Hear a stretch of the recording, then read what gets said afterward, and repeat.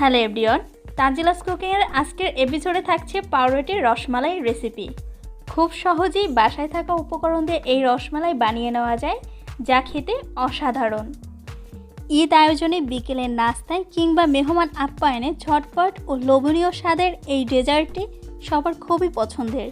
তো চলুন কথা না বাড়িয়ে ঝটপট রেসিপিটি বানিয়ে ফেলি। একটি কড়াইয়ে 1 লিটার পরিমাণ লিকুইড মিল্ক দিয়ে দিচ্ছি। এখন এর ভিতরে আমি 2টি এলাচ দিয়ে দিচ্ছি। এলাচ দুটোকে আমি একটু থেতলে নিয়েছি। এখন চুলার আঁচটাকে মিডিয়াম টু হাইয়ে রেখে অনবরত নেড়েচেড়ে দুধটাকে ঘন করে নিতে হবে। আর নাড়াচাড়া একদমই বন্ধ করা যাবে না, তাহলে নিচে লেগে যাবে। দুধটা যখন জাল দিয়ে কিছুটা টেনে যাবে, সেই পর্যায়ে আমি 3 টেবিল চামচ কনডেন্স মিল্ক দিয়ে দিচ্ছি। আর এটা অবশ্যই দিবেন, এতে করে মালাইয়ের ফ্লেভার ভালো আসে। আর দিয়ে দিচ্ছি 3 টেবিল চামচ চিনি।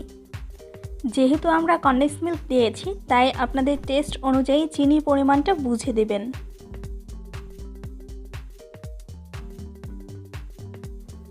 এখন দুধটাকে অনবরত নেড়েচেড়ে ঘন করে নিতে হবে, যাতে করে দুধের উপরে সর না পড়ে যায়।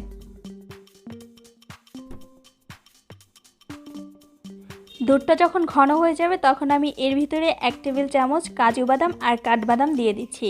এখন চুলার আঁচটাকে মিডিয়াম আঁচে রেখে দুধটাকে আরও কিছুক্ষণ জাল করে ঘন করে নেব। তবে আপনারা দুধটাকে যদি বেশি ঘন না করতে চান, সেই ক্ষেত্রে এই পর্যায়ে দুধটাকে উঠিয়ে নিতে পারেন। এখানে আমি 1 লিটার দুধ কয়েকবার জাল দিয়ে হাফ লিটার করে নিয়েছি। এবার এটাকে আমি উঠিয়ে ঠান্ডা করে নিব। দুধটা কিন্তু ঠান্ডা হয়ে যাওয়ার পরে আরও কিছুটা ঘন হয়ে যাবে। তো দুধটা ঠান্ডা হতে থাক, এর ফাঁকে আমরা ব্রেডগুলো কেটে নিচ্ছি। এখানে আমি কয়েকটি ব্রেড নিয়েছি।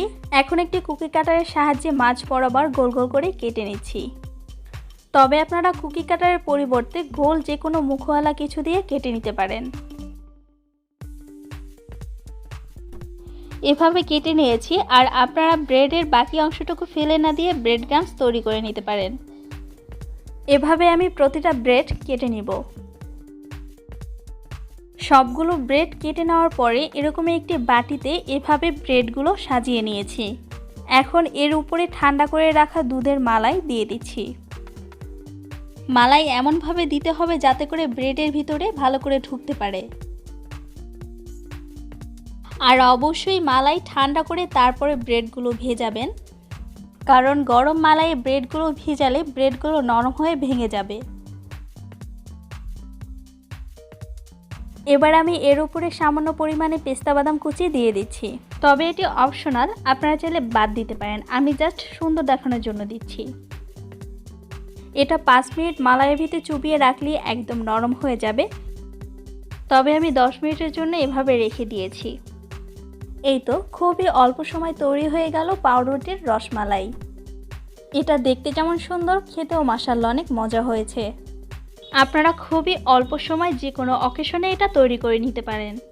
আমি একটু কেটে দেখাচ্ছি, দেখতেই পাচ্ছেন মালাইতে ভিজে পাউরুটিটা কতটা সফট হয়ে গেছে। আশা করি আজকের রেসিপিটা সবার কাছে ভালো লেগেছে। যদি ভালো লেগে থাকে তাহলে আমার ভিডিওতে একটি লাইক আর কমেন্টস করে আপনাদের মূল্যবান মতামত জানাতে পারেন। আর আমার চ্যানেলটিকে সাবস্ক্রাইব করে আমাকে সাপোর্ট দিয়ে পাশেই থাকুন। আমার ভিডিওটি দেখার জন্য সবাইকে অসংখ্য ধন্যবাদ। আজ এ পর্যন্তই। সবাই ভালো থাকবেন। আল্লাহ হাফেজ।